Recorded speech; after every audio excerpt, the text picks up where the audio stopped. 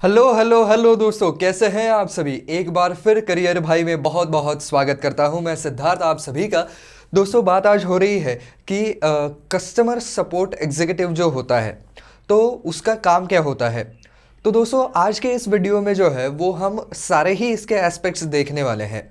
यानी कि जो फ्रेशर के तौर पर as a customer support executive के तौर पर काम करता है, या जो उस फील्ड में थोड़ा सा एक्सपीरियंस आदमी है, जो उसी फील्ड में थोड़ा ऊपर का ओहदा ले लेता है, उसका प्रमोशन होता है, उसके बाद उस आदमी को क्या करना पड़ता है, और एक फ्रेशर जब काम करने के लिए आता है तब उसको क्या करना पड़ता है। साथ ही साथ थोड़ी बहुत जो एजुकेशनल बैकग्राउंड और स्किल्स आपको चाहिए होंगे इस फील्ड में जाने के लिए, इसके बारे में भी हम चर्चा करेंगे। तो दोस्तों, वीडियो ज़रूर अंत तक देखिए, यहाँ पर आपको पूरी इन्फॉर्मेशन इसके बारे में मिलने वाली है। लेकिन आगे बढ़ने से पहले हमेशा की तरह दोस्तों, अगर आप ऐसे ही अलग अलग फील्ड्स के बारे में जानना चाहते हैं, उनके बारे में आपके कुछ सवाल हैं, और आप ये जानना चाहते हैं कि क्या उस फील्ड में अच्छी सैलरी मिलती है, उस फील्ड में किस तरीके के सवाल आते हैं इंटरव्यू के दौरान, तो दोस्तों आप बिल्कुल सही चैनल पर आए हुए हैं। चैनल को ज़रूर सब्सक्राइब कर दीजिए, बहुत सी इंपॉर्टेंट इन्फॉर्मेशन आपको इसी चैनल के ऊपर देखने को मिलेगी। तो चलिए दोस्तों, शुरू करते हैं। तो दोस्तों देखिए, यहाँ पर जो कोई भी बच्चा एज अ फ्रेशर के तौर पर जाता है तो उसके ऊपर जाहिर सी बात है कि उतनी ज़्यादा जिम्मेदारी नहीं होती है। उसको जाना है, उसकी ट्रेनिंग कंप्लीट करनी है, तो ये भी इसका एक अलग एस्पेक्ट होता है। भले ही आपकी एजुकेशनल बैकग्राउंड अच्छी खासी है, आपके कम्युनिकेशन स्किल्स अच्छे हैं, फिर भी उनकी तरफ से एक स्पेशल आपको ट्रेनिंग ज़रूर दी जाएगी कि ये काम कैसे करना है। क्योंकि यहाँ पर कस्टमर सर्विस एजेंट के तौर पर या कस्टमर केयर एग्जीक्यूटिव के तौर पर जब आप फ़ोन पर बातचीत करते हैं किसी के साथ, तो वो बातचीत करने का एक कोड ऑफ कंडक्ट होता है, एक प्रोटोकॉल होता है, उसके हिसाब से आपको बात करनी होती है।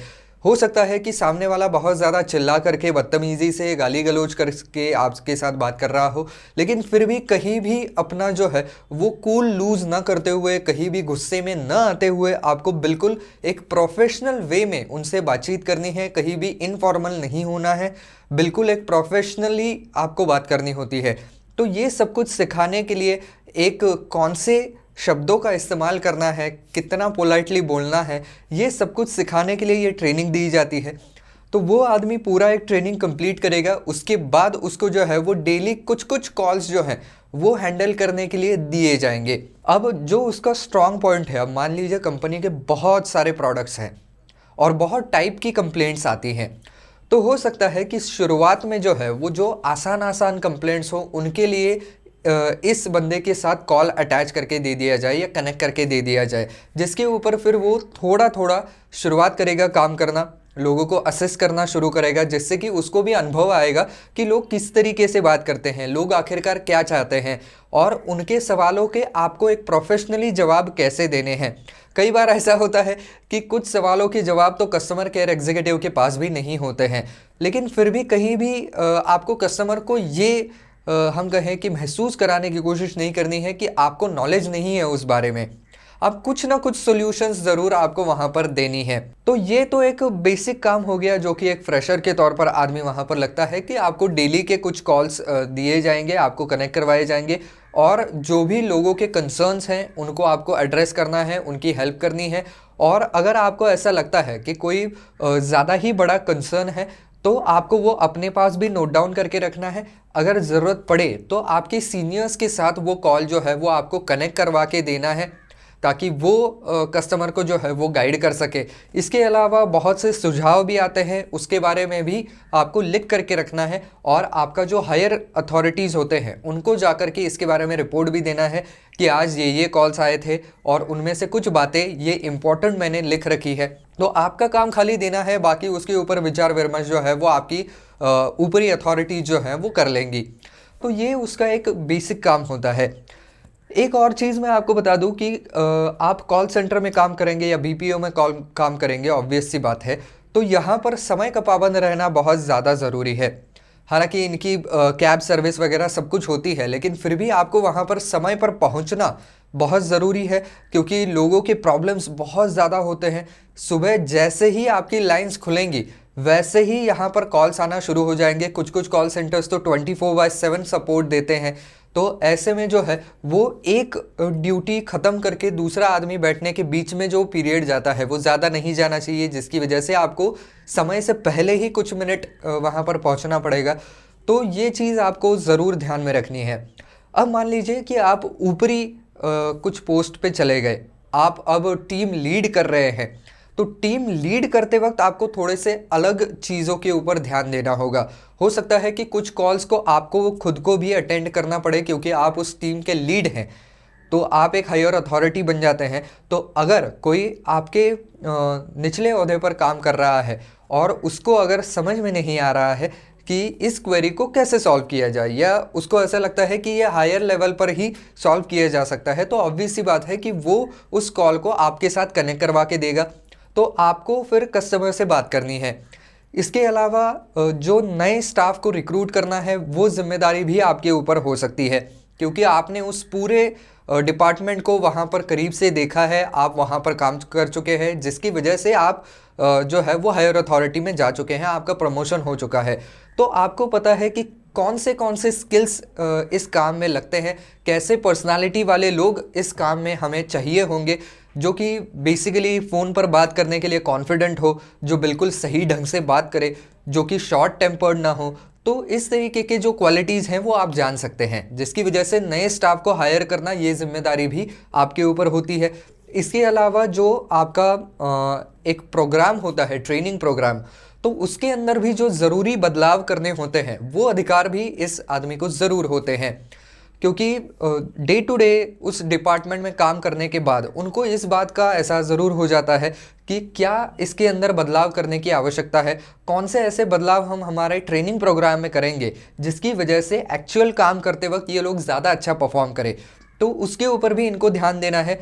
ओवरऑल एक टीम का परफॉर्मेंस भी आपको देखना है, क्योंकि कई बार जो कस्टमर केयर एग्जीक्यूटिव्स होते हैं उनको भी टारगेट दिया जाता है कि आपको डेली के इतने इतने कॉल्स हैंडल करने हैं और ज़्यादा से ज़्यादा लोगों तक जो है वो उनके सवालों के जवाब पहुंचाने हैं, उनको एक सोल्यूशन देना है। तो ओवरऑल फिर आपके पूरी टीम के पास कितने कॉल आए, उसमें से कितने मिस हो गए, कितने आपने रिसीव किए हैं, कितने कस्टमर्स ने अच्छे रेटिंग दिए हैं, कितने कस्टमर्स ने बुरे रेटिंग दिए हैं, क्योंकि आपको पता है कि जब भी कस्टमर केयर एग्जीक्यूटिव को आप कॉल लगाते हैं तो वो पूरा कॉल रिकॉर्ड भी होता है, और कॉल रखने के बाद जिसने भी कॉल किया है उसके पास एक फीडबैक फॉर्म जाता है कि आपका ये जो कॉन्वर्सेशन रहा वो कैसा रहा, आप कितने स्टार देंगे, हमारा जो कस्टमर केयर एग्जीक्यूटिव था वो किस तरीके से बात कर रहा था, आपको कौन सी बात अच्छी लगी, कौन सी बात बुरी लगी, क्या आपके प्रॉब्लम का सोल्यूशन आपको मिला कि नहीं। तो ये सारे फीडबैक्स भी आपके पास आते रहते हैं।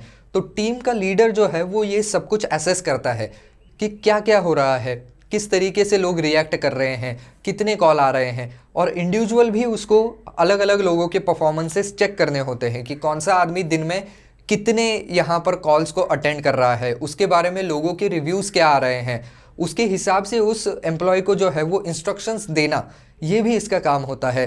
इसके अलावा दोस्तों जो लोग वहाँ पर काम कर रहे हैं उनके लिए जो है एक बेहतर माहौल बना करके रखना, एक अच्छा वर्क एनवायरनमेंट वहाँ पर मेंटेन रखना, ये भी इनका काम होता है। तो एक तरीके से मैनेजर के तौर पर ही ये काम करते हैं। तो इन लोगों को सारी ही चीज़ों के ऊपर ओवरसी करना होता है। इसके अलावा कई बार क्या होता है कि कंपनी के कुछ नए प्रोडक्ट्स होते हैं जिनके बारे में ज़्यादा जानकारी आपके कस्टमर सपोर्ट एग्जीक्यूटिव्स को, उनकी टीम को नहीं होती है। तो कौन सी और जानकारी हमारे टीम को होनी चाहिए, कौन से प्रोडक्ट्स के बारे में होनी चाहिए, इसके ऊपर भी ये लोग जो है वो ज़रूर ध्यान रखते हैं, और ज़्यादा से ज़्यादा जो है वो अपने कस्टमर केयर एग्जीक्यूटिव्स का ज्ञान जो है वो ब्रशअप करते रहते हैं, अपडेट करते रहते हैं, जिसकी वजह से उनके तरफ कोई भी सवाल आए तो वो ज़्यादा से ज़्यादा सवालों के जवाब दे पाए। तो दोस्तों ये हो गई बात पूरी कि एक कस्टमर केयर एग्जीक्यूटिव जो कि अब हायर पोजीशन पर प्रमोट हो चुका है, एक मैनेजर के तौर पर काम करता है, तो उस आदमी को कौन सी जिम्मेदारियों का निर्वहन करना पड़ेगा। अब बात ये करते हैं कि अगर कोई नॉर्मल आदमी यहाँ पर बीपीओ में काम करना चाहता है, या हम कहें कि कस्टमर केयर एग्जीक्यूटिव के तौर पर काम करना चाहता है, तो कौन से उसके पास स्किल होने चाहिए। तो देखिए कई सारे यहाँ पर कॉल सेंटर्स वगैरह ऐसे भी हैं जो कि केवल 10वीं पास लोगों को भी काम पर रखते हैं, लेकिन उस केस में फिर ये भी देखा जाता है कि उस आदमी के इंग्लिश स्पीकिंग स्किल्स कैसे हैं। तो जनरली आजकल क्या हो गया है कि इंग्लिश स्पीकिंग के साथ साथ हिंदी भी अच्छी होनी चाहिए, और वहाँ की अगर रीजनल लैंग्वेज आपको आती है तो तो और भी ज़्यादा अच्छी बात हो जाएगी। क्योंकि आजकल आपने देखा होगा कि अलग अलग जब भी आप टोल फ्री नंबर्स पर कॉल करते हैं तो आपको आपकी भाषा चूज़ करने का ऑप्शन ज़रूर मिलता है। तो अगर उनको कोई ऐसा आदमी मिल पाता है जो कि एक साथ 3 लैंग्वेज बोलता है, तो उनकी 3 बंदों की जो रिक्वायरमेंट है वो एक बंदे में ही सिमट करके रह जाती है। तो आपके हायर होने के चांसेस बहुत ज़्यादा बढ़ जाते हैं। तो इसकी वजह से इंग्लिश स्पीकिंग आपका अच्छा हो तो ज़्यादा बेहतर रहेगा। हिंदी अच्छी होनी चाहिए और वहाँ की कोई एक रीजनल लैंग्वेज, तो ये सारा जो है वो आपको आना चाहिए। इसके अलावा कम्युनिकेशन स्किल्स काफ़ी बढ़िया होने चाहिए। सिर्फ लैंग्वेज आने से क्या होता है, एक बोलने का सलीका होता है। उस बोलने के तरीके से आपको जो है वो सामने वाले को इम्प्रेस करना है, आपको एक बिल्कुल प्रोफेशनल वे में बात करनी है। तो ये खैर आपके ट्रेनिंग में भी आपको सिखाया जाता है, लेकिन अगर बेसिक ही किसी के कम्युनिकेशन स्किल्स अच्छे हैं तो ये एक एडेड एडवांटेज ज़रूर बन जाता है। आपको अगर यहाँ पर कंप्यूटर का नॉलेज होगा तो भी बहुत बेहतरीन बात आपके लिए हो जाएगी। फिर आप एक बहुत ही ज़्यादा स्ट्रॉन्ग कंटेंडर बन जाएंगे, आपके हायर होने के चांसेस बहुत ज़्यादा बढ़ जाएंगे। क्योंकि इस इंडस्ट्री के अंदर जो है वो जब भी कॉल आता है तो कंप्यूटर के ऊपर कस्टमर के सारे डिटेल्स देखे जाते हैं और उसके हिसाब से कस्टमर को जो है वो वहाँ पर इंफॉर्मेशन दी जाती है। तो इसकी वजह से जो आदमी बिल्कुल एफिशिएंटली कंप्यूटर चला सकता है वो आदमी इस चीज़ के लिए बिल्कुल परफेक्ट कैंडिडेट माना जा सकता है। इसके अलावा आदमी ऐसा भी होना चाहिए जो कि शॉर्ट टेम्पर्ड बिल्कुल ना हो। क्योंकि कस्टमर केयर सेंटर में कई बार ऐसे कॉल आते हैं जहां पर सामने वाला आदमी जो है वो कहीं ना कहीं हो सकता है कि बदतमीज़ी से बात करे। तो ऐसे में अगर कस्टमर केयर एग्जीक्यूटिव भी अपना टेम्पर लूज कर जाएगा, गुस्से में आ जाएगा, तो फिर वो भी बहुत गलत तरीके से बात कर सकता है और फिर कंपनी की रेपुटेशन जो है वो उसको हार्म कर सकता है। अगली बार कॉल करने से पहले जो है वो आदमी हिचकिचाएगा। अगर आपके कंपनी की रेपुटेशन मार्केट में ख़राब हो गई कि भाई इनके कस्टमर केयर पर कॉल करने के बाद गालियाँ सुनने को मिलती है, तो फिर आप सोच सकते हैं कि ये कितना ज़्यादा कंपनी को डैमेज कर सकता है। तो इसकी वजह से आदमी जो है वो बिल्कुल अपना टेम्पर लूज़ न करने वाला होना चाहिए। ये भी आपको उनके ट्रेनिंग के अंदर जो है वो ज़रूर सिखाया जाता है।